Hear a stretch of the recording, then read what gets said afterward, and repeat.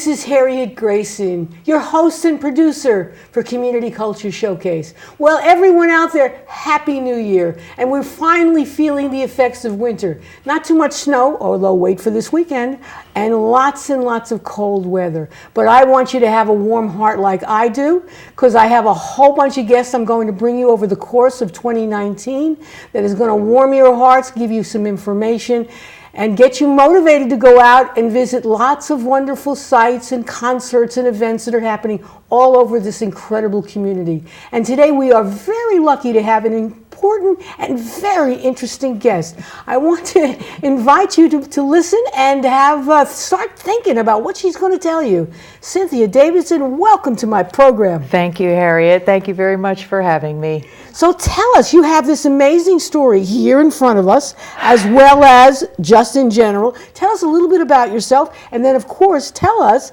about the Wisdom Wheel.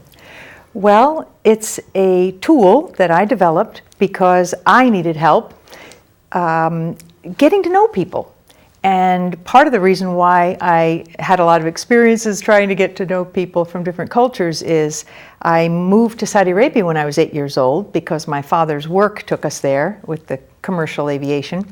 And growing up as a minority, as an expatriate American in the Arab world, I knew from childhood that people think differently, people behave differently, they have different values, they see the world differently. But what was missing was how to reconcile these different beliefs and values and have a way, even a filing system big enough to be inclusive. So I ended up at CBS News. I was a journalist, and I didn't want to go back to the Middle East and risk getting injured. My sister had been shot in Beirut during the war, and my father had been kidnapped, which is another reason why I needed something to help me get over some of the things that do cause violence between people. And I ended up, after leaving the news business, in the global management development world in corporations for over 20 years. And as I was preparing other executives and families to do what I had done, move to other countries to live and work, not just travel, I realized that they too were missing something, a process for being in another country and being not just open-minded, but able to discuss things that would make people feel a bond. And that's why I thought today what we will do is talk about these values and beliefs that are written on the rocks as a bonding experience. And I hope the viewers get some sense of how to choose which topics to talk about. Because we're all told, don't talk about politics and religion. And we all know we're in a time where that's very difficult as a subject matter. Even families are estranged with what's going on politically in our country at the moment. And yet the need for building common ground, middle ground, is as important as it ever was. So sharing the wheel, happens to be the 20th anniversary, 2019, of the first 3-year class that I taught to teach others to teach this method. Right here in Connecticut, in Glastonbury. They were mostly organizational development consultants and people that worked a lot in executive education and were looking for tools. And that group, the graduates of that group, who all went on to teach their own 3-year study circles and use this with major corporations, they are still meeting 20 years later. So you would think, this just looks like a bunch of rocks. How could there be 20 years worth of discussions to have? But I hope you will see by the end of our time together today why this is such an opening and provides something that's really missing today. So the idea, the concept of a wheel is a sense of infinity in terms of ever going. Is that the original concept? Yes, a circle basically includes everyone, and the idea that we're on a round planet with a round sun, and we are orbiting, and we have a moon that orbits us. This idea of interlocking orbits and circles is definitely at the bottom of this. And for those who may not know about the wheels of the world, if you've seen the flag of India, the Chakravartin, wheel of law, chakras, people know about the chakras, but sometimes they don't know about Chakravartin, meaning the laws, the wheel of laws. The Chinese, all these older cultures, the Chinese feng shui masters that some people use to set things up in their home energetically, they have something called a Lopan compass, which also is a lot like this. And it's worth saying that when I set this up for you today, I actually laid the compass down on the table before I placed the stones, because east is over there. And every time you set this up, it acts as a compass also. So the east stone, right action, is facing east. And we're sitting on the north side of this circle, and that's the south side and the west side. So what's the significance of there are lots of religions that, in fact, no matter where you are in the world, you have some object in your house that faces east.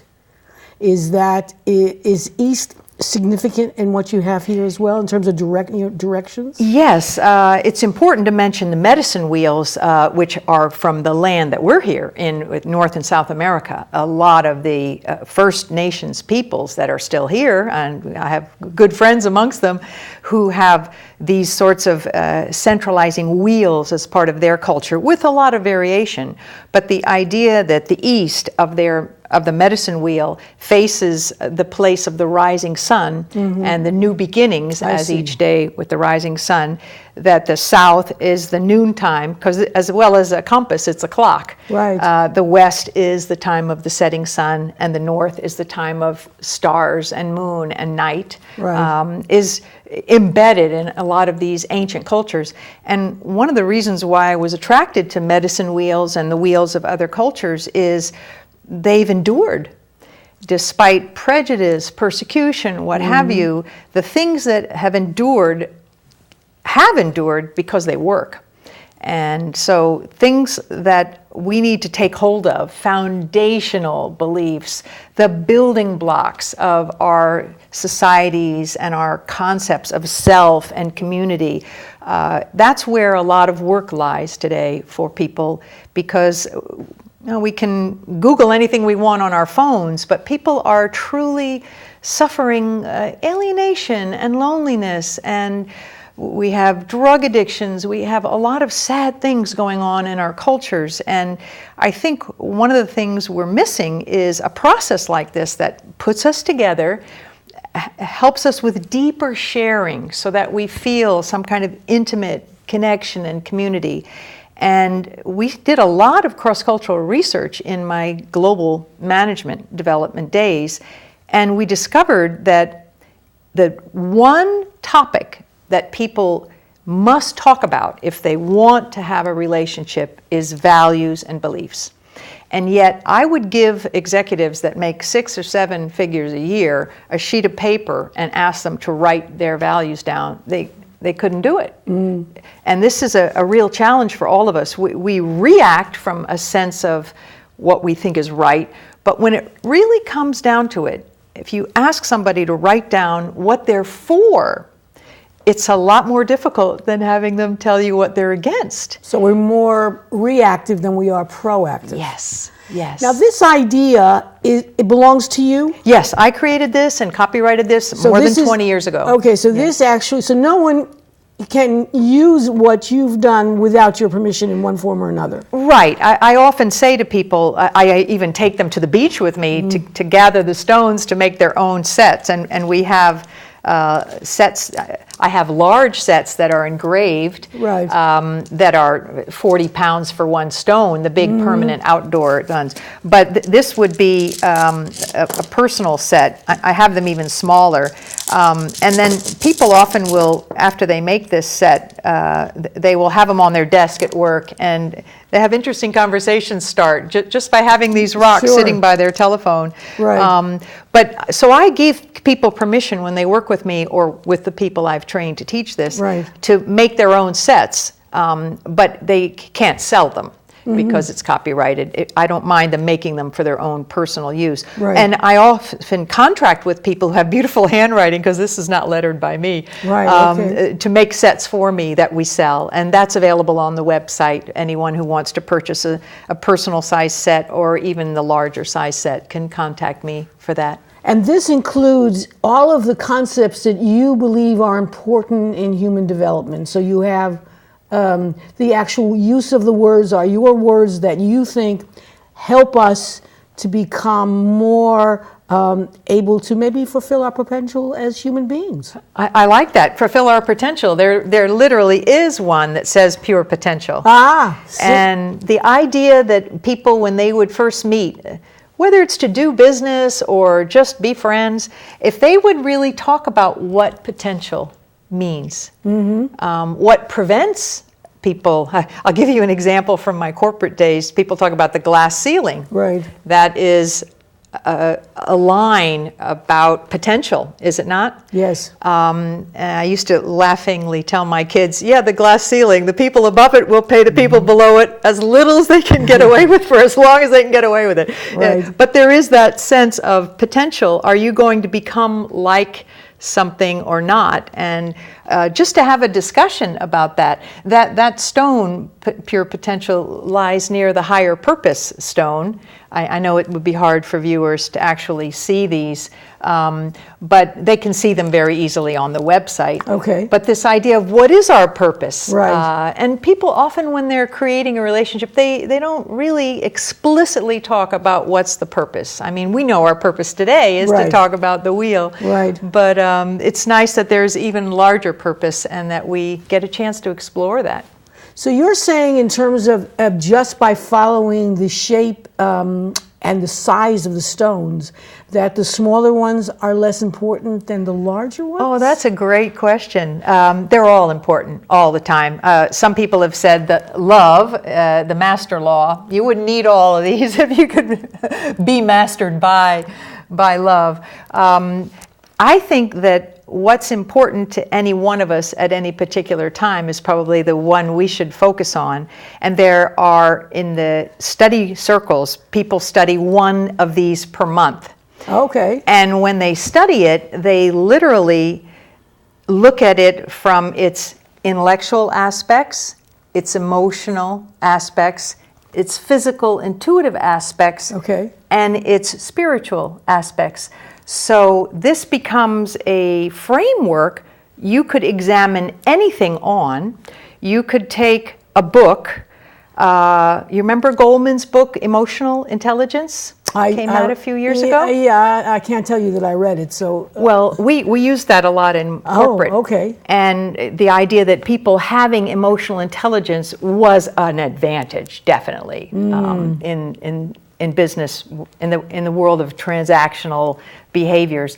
And if you took that book and you laid it down on the wheel, it's called emotional intelligence, right? So this is the emotional side of the wheel, this is the intellect side of the wheel, and that book is good as far as it goes. But if it included intuition and spiritual intelligence, it would be the perfect book. You see, this is a framework for testing the wholeness of anything.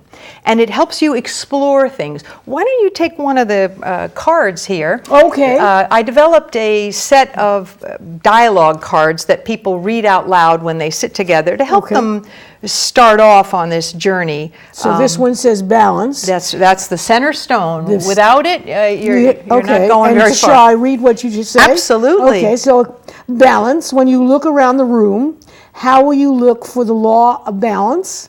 Is it in this group? Now, we are just the two of us as a group. Without balance, there is no beauty. Balance comes from knowing your center and staying there while moving through the world at the speed of daily life. Ask the group to speak about balance. Interesting. So balance is there, right in the center. And it's number one. When we lay out the wheel, we put the balance stone down first. And the questions on there, balance between us would mean that I spend as much time listening to you as I do speaking to you, and vice versa. That would be a simple way of measuring balance. Yes. Other things could be the balance of our ideas. Did you get a chance to express your ideas sufficiently to your feeling satisfied, and vice versa?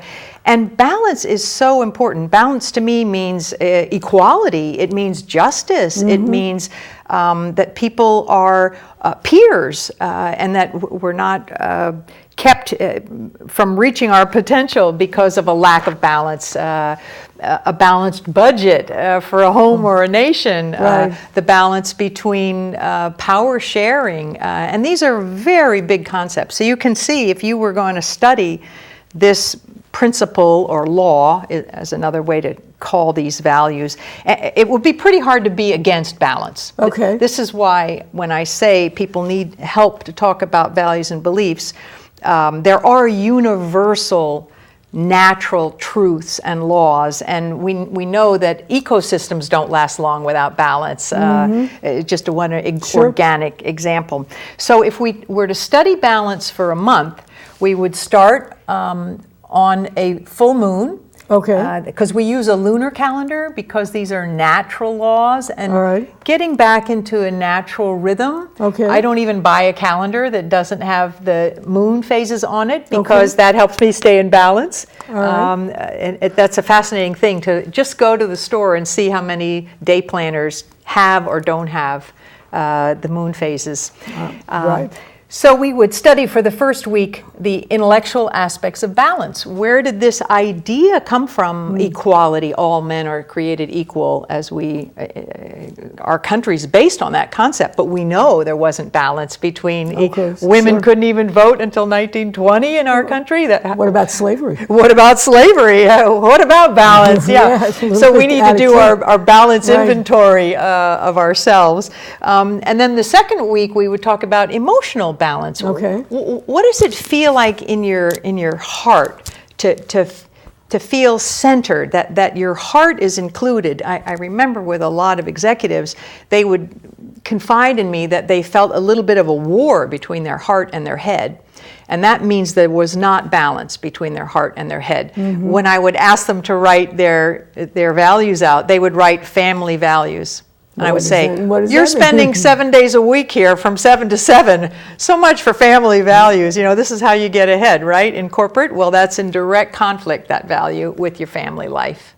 And so to help people look at this, to look at balance emotionally, do you feel exploited, depleted, or do you feel safe emotionally? These are indicators of whether there's balance or not in a relationship. The third week we would look at the physical aspects of balance. Are we getting enough sleep? Are we eating the right kind of food? Are we getting enough exercise? Just the balance that our physical self needs to be optimum. And then the final week is spiritual balance. What does that mean? Does that mean spiritually it doesn't matter to me where people are from and what their belief systems are, that I'm still able to be in balance? Or do I feel like I have to convert them, or I have to convince them? Or, somebody that's really in balance can be interested in anything. It's a little bit like a gyroscope that you can send in new information and they'll balance it out. And then this idea of keeping our balance, as you read on the card, while moving through the world at the speed of daily life, but still having a center. And when the center doesn't hold, I forget the famous poet who said that, then we're in trouble. And that's part of what we're challenged with right now, I think, in our society. What about the center? We've got people at the sides of everything, but not. How did you create this concept? Good question. I meditated and asked for help from the universe. I literally did. I'm even a little bit shy to call myself the creator of this, because I felt like it was given to me. Sure. And I don't call it Cynthia Davidson's wheel. I'm in service to it. Okay. And the idea that it has helped me with so much conflict resolution in my own life, in my family, in my marriage. It's been a fabulous tool. I even have worked in the forensic unit with the mentally ill whose problems got them in trouble with the law. In the prison system, we called it a theme a month. I couldn't take the stones in there because they might be a danger. Yes. This was particularly the not guilty by reason of insanity population. And you would be amazed to hear the stories. Because the one thing I love about these words is anybody can tell you from their level of experience what they mean. It's not some highfalutin thing you need a fancy PhD in. Anybody can tell you what faith means to them. Anybody can tell you what right relationship should look like and feel like. Anybody can tell you what is integrity in their idea of it.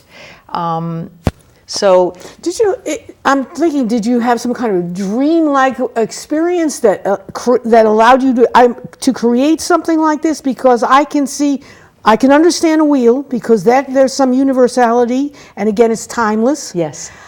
But the other pieces of it, and I could even see the direction, because many people pray to the east, the sun, and people think oftentimes that when the sun rises, I write about this in my own fiction, because I believe it as a human being, is that there's the sense of redemption. Yes. Every day, the sun rises, you have another opportunity to either screw it up or to do right. Right. And then the West is the conclusion. Now, and there are some religions that actually think the setting sun is important. Yes. So, and then in between North and South, South supposedly is warm, North is the cold winds of the North Pole. You have that sense of coldness. Yes.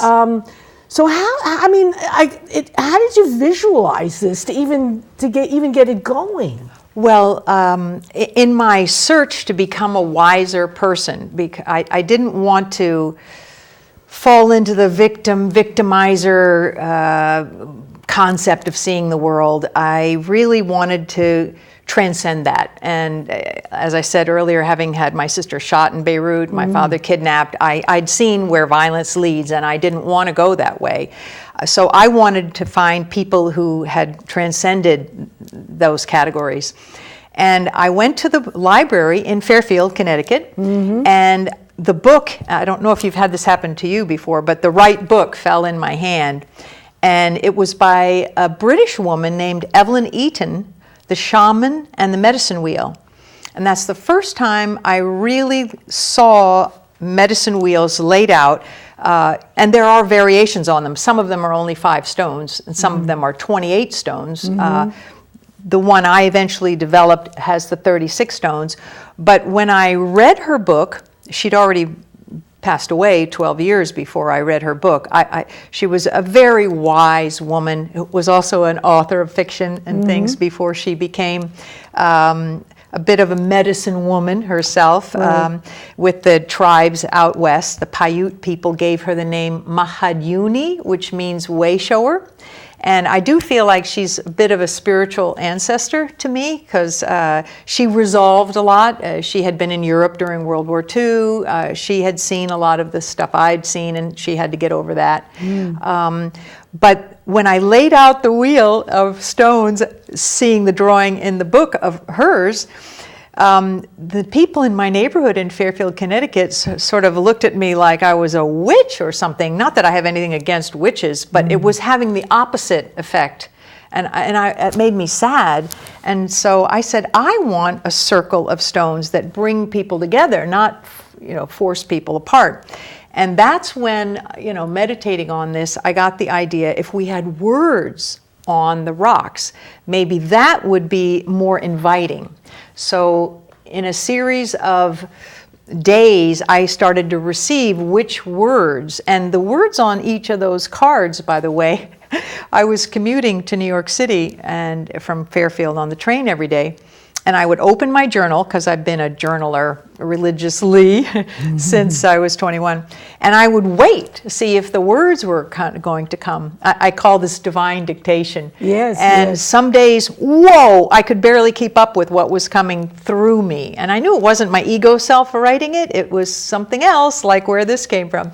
And some days I would open my notebook and nothing would come, and I say, I guess I'm being given the day off today. Right. But that's literally how the cards were created and how this was created. I was aware that it wasn't little me, this personality self. It was coming through me. Right. And I've had a lot of experiences like that, and I think we do our best work when we're not trying to take credit for it. Interesting. And then when you then took those journals gave you the actual words? Yes, the words that you see on those cards were first written in my journal. I see. And then you then saw, because they could be any words, right? I mean, the words that, this word says surrender. Yes. Well, it could be, does that mean I surrender because I'm playing cops and robbers? So it could be anything. So then where's the rest of the inspiration after you've created the word, or you've attached yourself to a particular word? Where does the greater inspiration come? It comes from carrying that concept for a solid month. The idea of surrender, most people think surrender is negative. Never surrender, the Alamo, right? Right. But surrender, if you really understand it, is not to give up, but to give over. And for those of us who've lived through violence, we understand surrender in another way, perhaps, than people who've never been faced with a lot of violence. And the idea in the native world, in different tribal cultures, the people who had the most respect, and these were people in times past that glorified the warrior culture, the people who had the most respect were the ones who'd already agreed that they would surrender their lives for the sake of their tribe. Sometimes they had different names in different tribes, but they literally would tie a rawhide to their ankle and stake themselves and stay and fight so the rest of the village, the rest of the tribe could get away. And so they had the most respect of all the warriors because they were going to surrender as sacrifice. It's another word maybe for sacrifice. Or a martyr? Or a martyr, yes. And we've had historically political martyrs, religious martyrs. Yes, suicide bombers. Yes. Shaheed, as we call them. Yes, I mean, in Arabic. In their world, they're surrendering to what they think, their interpretation of what God wants from them. Yes. Which is not exactly what the rest of us share. Right. Well, for me, it meant I surrendered violence. Mm-hmm. I was raised by a dad who was a lifelong member of the NRA. I had my first rifle at age 12, a .22 Remington rifle.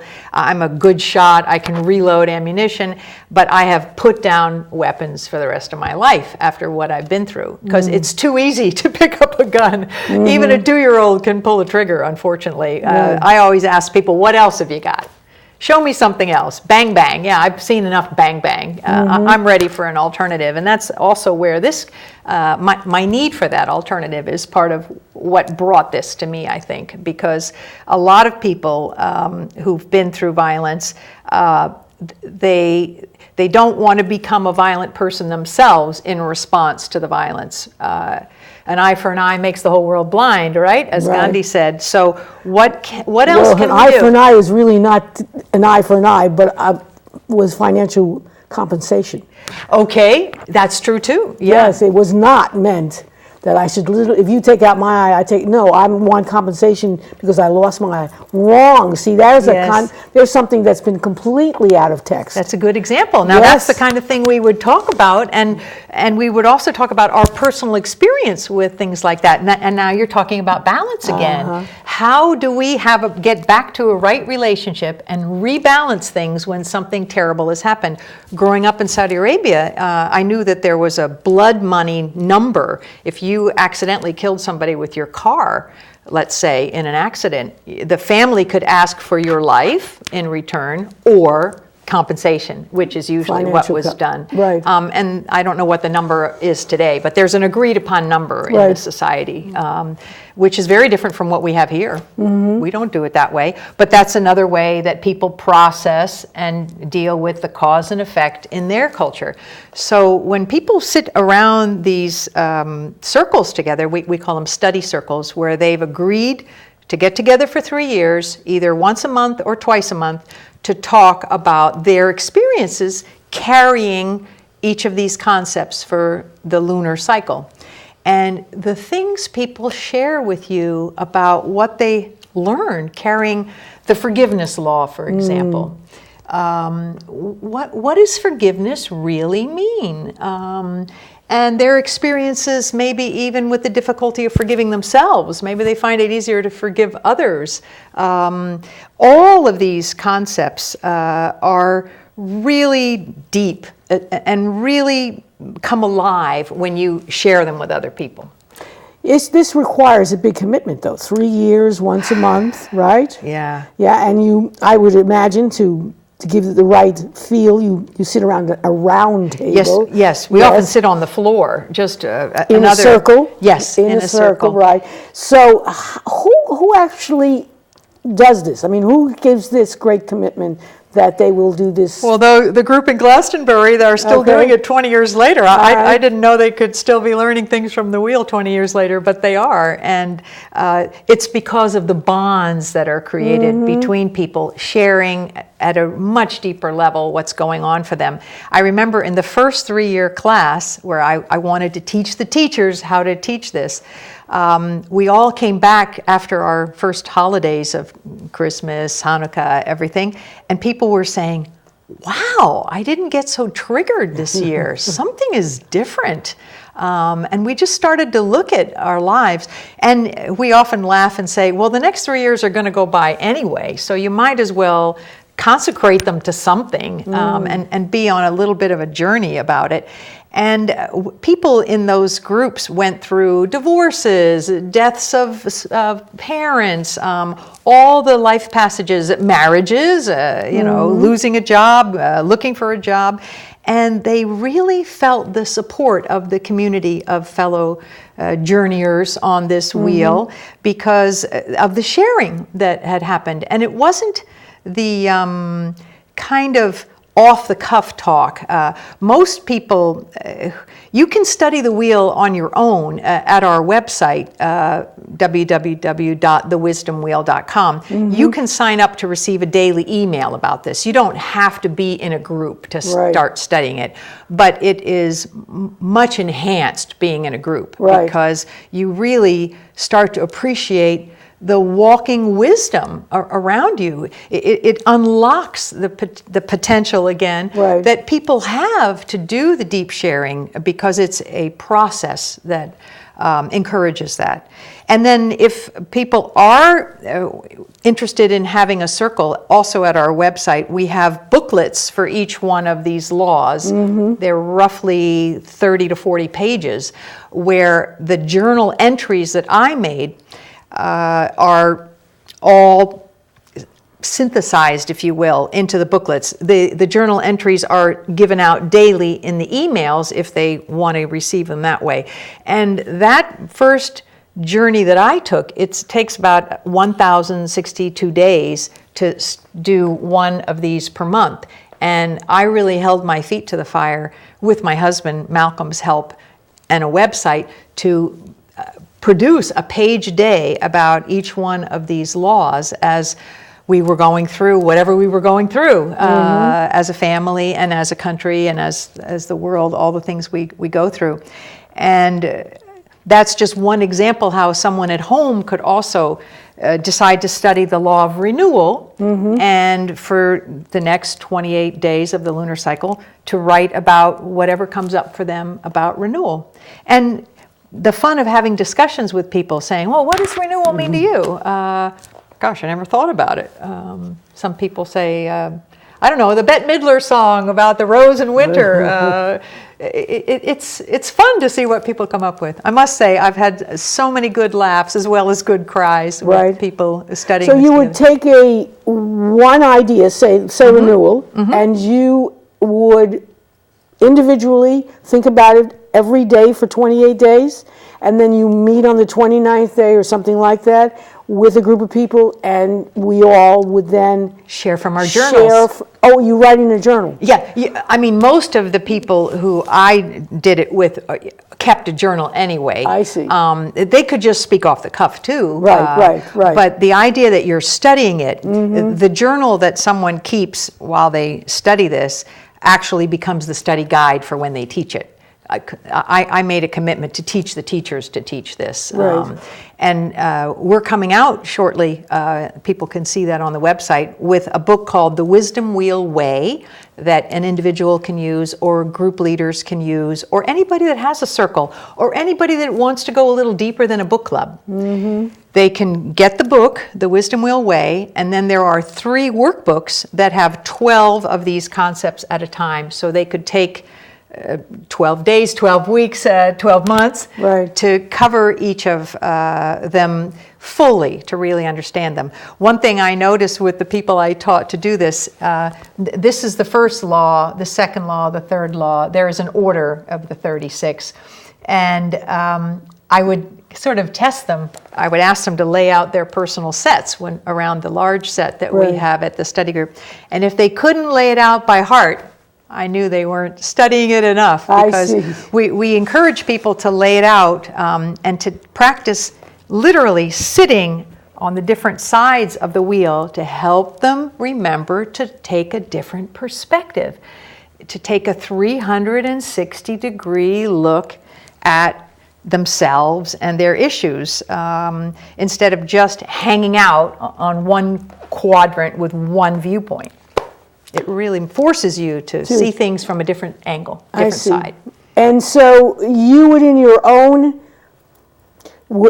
house, would lay this out? Oh, yes. And then you pick one of the 36 every single, and then go through that over the 28 days. Am I understanding that right? We use the full moon because there are so many calendars in the world. Absolutely. The only one we all share is the natural calendar of the moon. So we will start, and anybody that signs up for the Wisdom Wheel daily emails on our website, it starts on the full moon.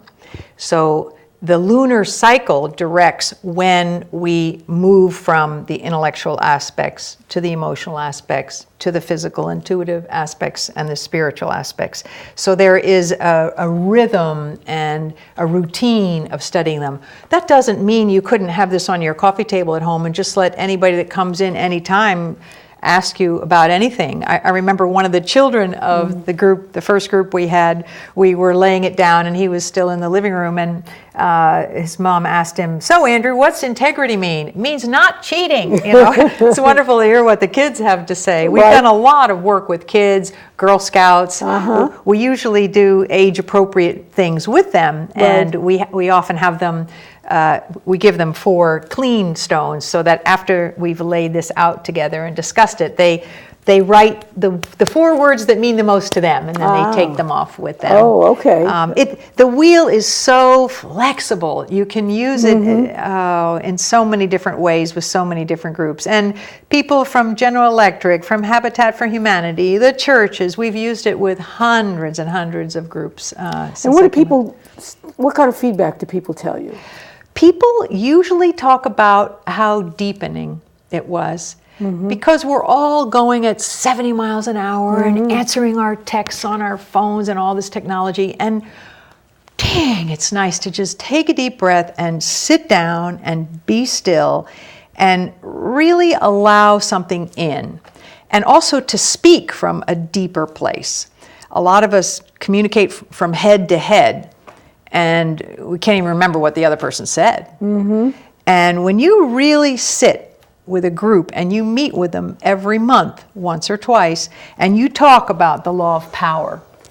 Do you follow the numbering system, or can you just choose what interests you? If you only came once, you could just talk about what interests you. But if you're in a study group, you start with 1 and then move out. You do go 1 through 36, and that's what the Wisdom Wheel Way book explains and the website explains. But as I said before, it's extremely flexible. I remember I had a large church group. They were coming from different congregations, and they were going to go off and do a mission in Barrington, Rhode Island. And I had all the springborns stand on this side of the wheel. I used a big wheel where it's an outdoor set where each stone is like 40 pounds. Oh, okay. I have all different sizes of these. Okay. And so all the springborns were on that side, all the summerborns were on that side, all the autumnborns and all the winterborns. That's how we organized them. I see. And we Okay. had them take the anchoring stone of their season Yes. to a room with them. And while they had come in, I had had a basket of stones, and everybody just randomly picked a rock out. So they went off to their work groups for, I think it was a half an hour, and each one had to say, oh, I got the stone that says choices. I don't know what that's got to do with integrity, but let me think about it. And they would come back to the main group with a presentation with their learnings about the laws and how they related to integrity.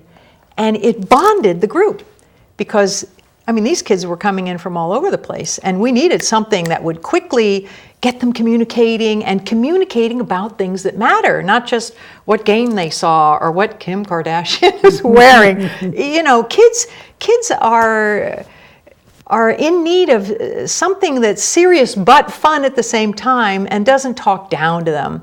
And they're all having their struggles. And you would be amazed. I think young people have so much to teach us. And a tool like this helps them teach us what they know. So that's just one example. Right, right. Millions of examples. Yes, yes. Now, so you did. What did the corporate people? What did they get out of this, so that it may have changed the way they negotiate or discuss or whatever? Particularly those that deal with foreign countries. Yes. Well, I remember one of the first corporate people I showed the card deck to. Again, I've been doing this more than 20 years, and he went through the deck and he said, "Oh, we got to put the love card out. We can't have that in here." And I started to laugh. And I said, "You mean we're not allowed to love our job and love our work and love what we do?" And it was a great conversation about what's wrong with love. It was just one of those fabulous moments. And he remembered it a couple of years later when we talked. But I think corporate people, they're human like everybody else, and they are also struggling with corruption and things that they see that are not lawful, don't feel right. But you cannot fight a system if you don't have a systematic way of examining it, analyzing it, and coming back at it with something other than your charismatic personality. I think a lot of people want a savior or somebody else to do it for them. No, we're at a point in time in our development as a species where more of us as individuals need to take responsibility for building the kinds of cultures we want to live in and thrive in. And so being carefully describing what we're for instead of reacting, as you said earlier. Right. I am for balance. I am for greater awareness, which would be transparency in business. I am for a better understanding of what I myself bring to the table and you yourself bring to the table. In corporate, this might even be something like the Myers-Briggs personality indicator. Yes, I mean, there's so many instruments, 360-degree feedback. You learn a lot about yourself, any one of these concepts. But the point is in the connection that's made by communicating about values and beliefs. Among other people. Among other people. And to yourself. And to yourself. You can look at something like the law of great mystery, which is the 36th law, and you say, what the heck is that? I like mystery stories, or I like watching Agatha Christie movies, right? But what about the mystery of you as a spiritual being? Do you have a soul? Do you believe in reincarnation? I mean, there's a lot of mystery around religion, even though there are a lot more people that they don't say they belong to any religious denomination. This idea of mystery is still present, no matter what we belong to or don't belong to. And so meeting regularly and carrying that law for a month and talking to people that you meet about, I'm studying this thing called great mystery. What do you think it's about. And so that's part of what you do. You even among the people who are part of the group, yes, you encourage them to go out and talk to other people. Absolutely. Their family, their friends. Okay. Yes. All right. And you get some astonishing insights. And it just reminds you that people have amazing stories and wisdom to share. That's why I call it the wisdom wheel. Right. It brings out the wisdom that's already there in people, and it makes them more curious about the wisdom, that how can they share their wisdom, how can they live more wisely. As I said, when I found that book by Evelyn Eaton, right. I was searching for how to become a wiser woman. I don't want to measure my life just by what I have in the bank account or what kind of car I drive. It's about my ideas and my beliefs and my values. And most people, they can talk about their attitudes. You know, I can ask you, what's your attitude about American foreign policy or what have you. But underneath that, there's a belief in democracy or not. There's a disappointment about dictators. There could be a lot of things, but we don't get down underneath the attitudinal level of talking unless we really give enough time with another person so that they'll trust us. That's one of the major laws. Yes. If they don't trust you right. with their truth, there's no integrity in your relationship. And we get used to not expecting to be trusted or to trust other people. Whoa, we have to look at that. Since when did I sign up for that? And to look at ourselves. Are we people of integrity? What might be corrupted about us? Because we are facing a lot of corruption in our systems. And you need another system to help you analyze any other system. Otherwise, you're just one person. And when I developed this, I thought, I'll be dead and gone maybe long before this has as much impact as it might one day.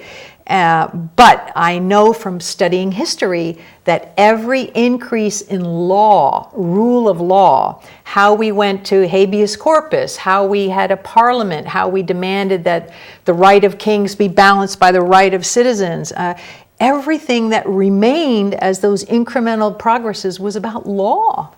The equality, equal pay for equal work. So that's why I think it's good to put our efforts at the level of law. What laws do I live by? And to really do some self-scrutiny around, okay, am I a person of integrity? What have I done lately that proves that or disproves that? But are you taking this from an American perspective? No, that's a great question. Thank you. Because it feels like an American...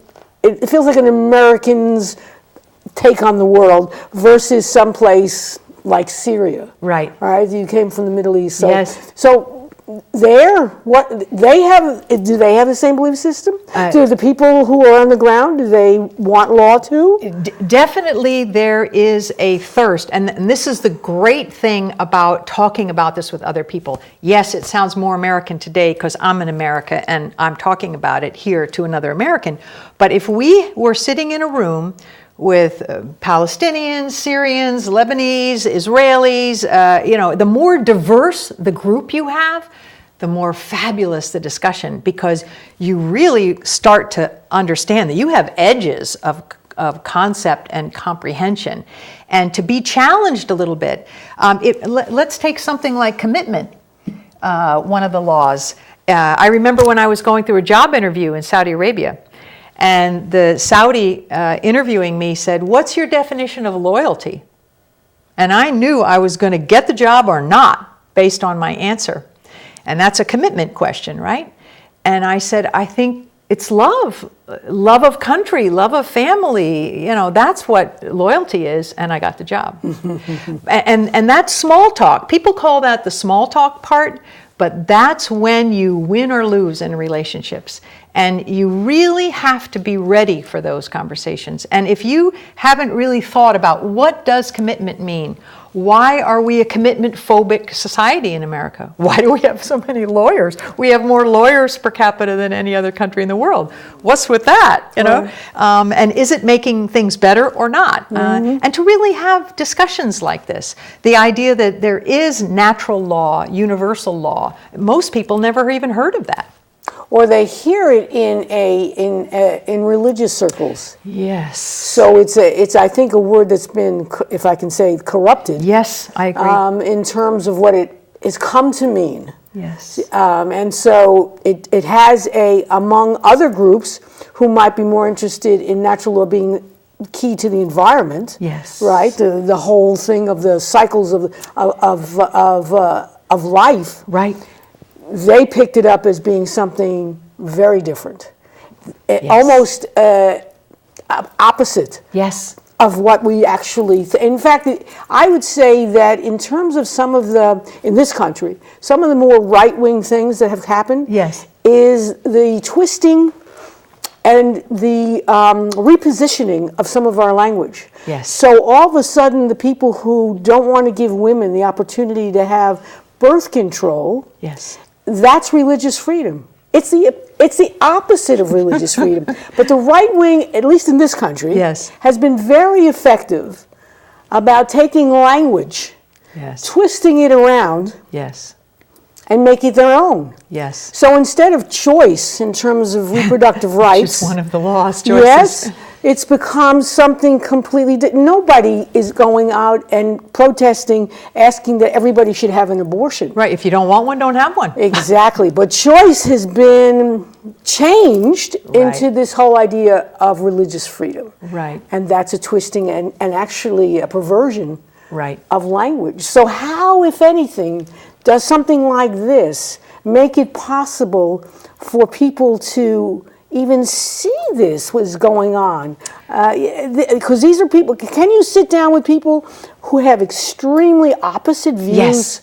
and come up with, everybody walks away, they don't hate each other. I can't say that they love each other. Right. Or even accept each other's ideas.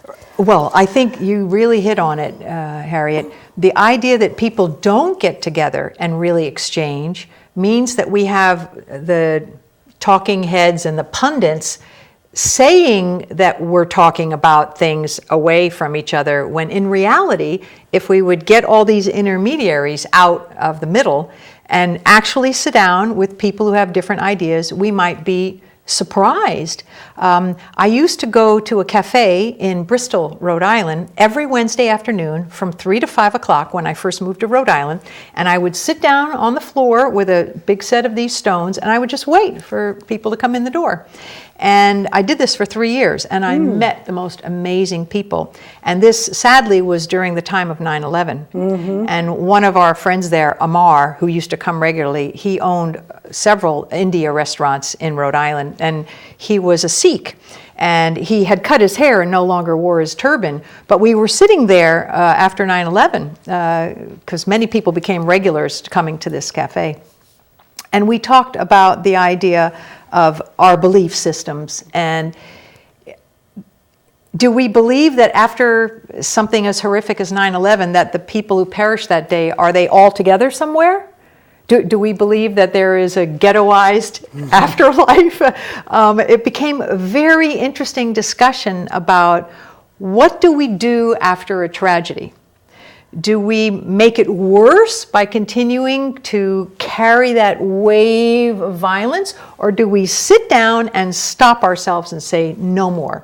And even if diffusing the violence is as simple as sitting and listening to someone.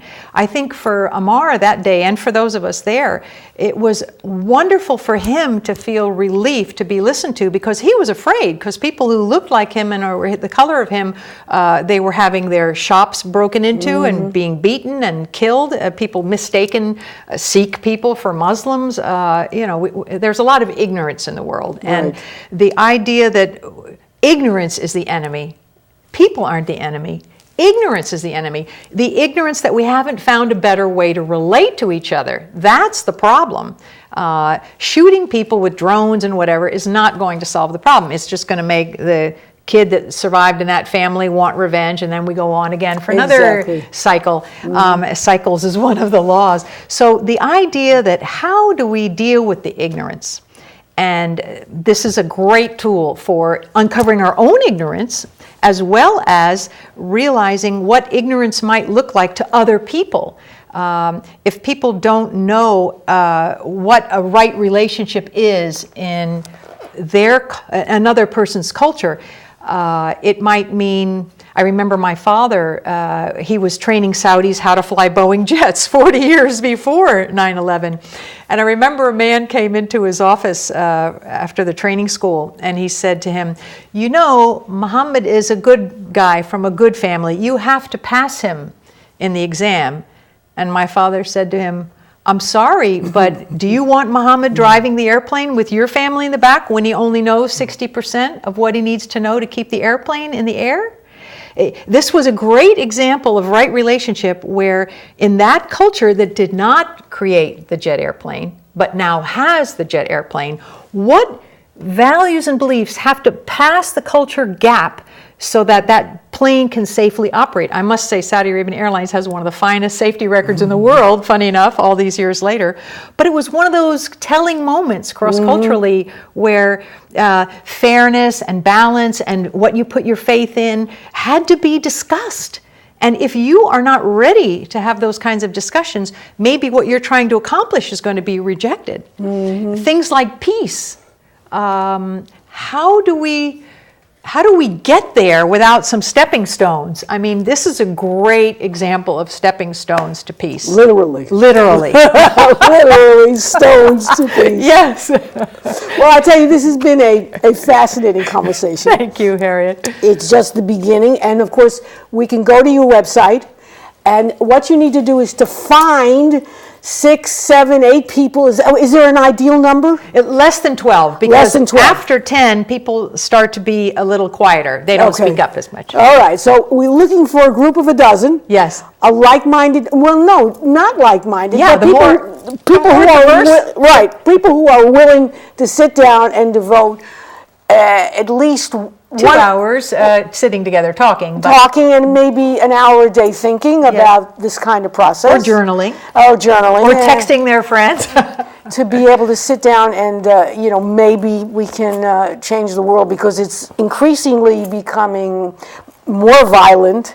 And because of the tools of violence have become ever more deadly, yes, we live in an incredibly lethal world. And I'm not only talking about what's going on in the Middle East and in Africa, but school shootings. Exactly. Las Vegas. Yes, exactly. 500 people shot. Yes, because of the tools have become so much more lethal. Yes, so we need better tools. Better tools for people to sit down and figure out, how we can. And it doesn't have to be how we're going to make the world better. It's how am I going to, even if it's kind of personal, how am I going to make myself feel better and my immediate family in terms of this crazy world that we live in? Because it's what can one person do? Because the problem seems so huge, people seem disillusioned from even trying, but there is something that each person can do. There is some tools out there. So Cynthia Davidson, I want to thank you very much for coming on my show. Thank you.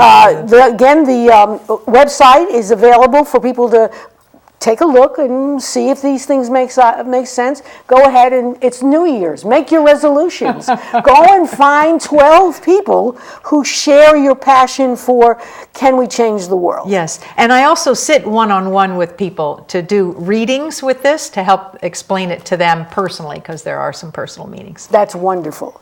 So this is Harriet Grayson. You are host and producer for Community Culture Showcase. We're going to have a lot of wonderful things in 2019. I am restarting with the help of Colin Bennett, who is the owner of the Malted Barley in Westerly, Rhode Island. Colin has been sweet enough, lovely enough, more devoted to what I'm doing than anybody else, so I'm starting up literary salons again. And in January, it'll be the 5th. January is a funny month. The 5th Tuesday in this month, you got to hop on upstairs to the Malted Barley, 7 p.m., and we're going to pay homage to the great renowned writers of the whole world. And so I'm asking people to come. If you have a favorite author who was born in January, that's the catch, born in January, then we want you to come and read. All those people who love Poe, all those people who are out there, J.D. Salinger wanted us to read us a couple of passages from that, come on by, we really want to see you. So remember, 5th Tuesday in January, 7 p.m., the Malted Barley. Thank you very much, and just enjoy 2019.